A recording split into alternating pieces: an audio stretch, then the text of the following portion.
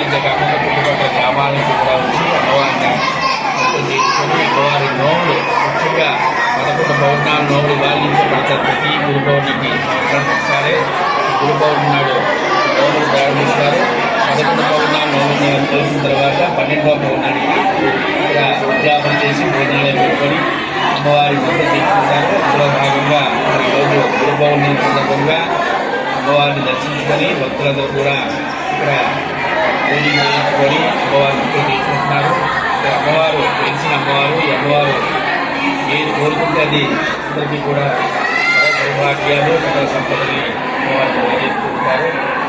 అది వారికి వారిపైన శ్రావణ మాసం అలాగే రాబోయే దసరా ఉత్సవాలు మరి చుట్టుపక్కల గ్రామాల నుంచి మాలలు తీసుకొని ఇక్కడ 10 రోజులు కూడా నవరాత్రి ఉత్సవాలు కార్యక్రమాలు జరుగుతాయి. కాబట్టి ప్రతి కూడా అమ్మవారిని దర్శించుకొని అమ్మవారి ఆశీస్సులు పొంది అమ్మవారి యొక్క సంపూర్ణ కర్ణాటక రాష్ట్రంగా ఇక్కడ అమ్మవారు ఇక్కడ ఉంటారు. ఇక్కడ వెళ్తారన్నమాట. అమ్మవారు చాలా పవర్ఫుల్ మహిషాసుర మధ్యగా వెళ్తారు.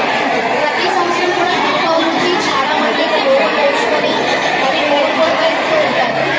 వాళ్ళ కోరుకునే ప్రతిదీ కూడా అమ్మవారి దగ్గర ఉంది అన్ని నెరవేరుస్తారు. ఇది కూడా చాలా మహిళగా ప్రతి అమ్మవారు ప్రతి ఒక్కరు కూడా వచ్చి పౌర్ణమిగా వేసుకొని అమ్మవారిని లోపల చేపిస్తారని ఎవరికి మీరు ప్రాంతం అవుతారని. గురు పౌర్ణమి సందర్భంగా ఉదయం 5 గంటల నుంచి వేద పండితులతోటి చాలా అంగరంగ వైభవంగా విశేషంగా ఇక్కడ పూజలు జరుగుతున్నాయి.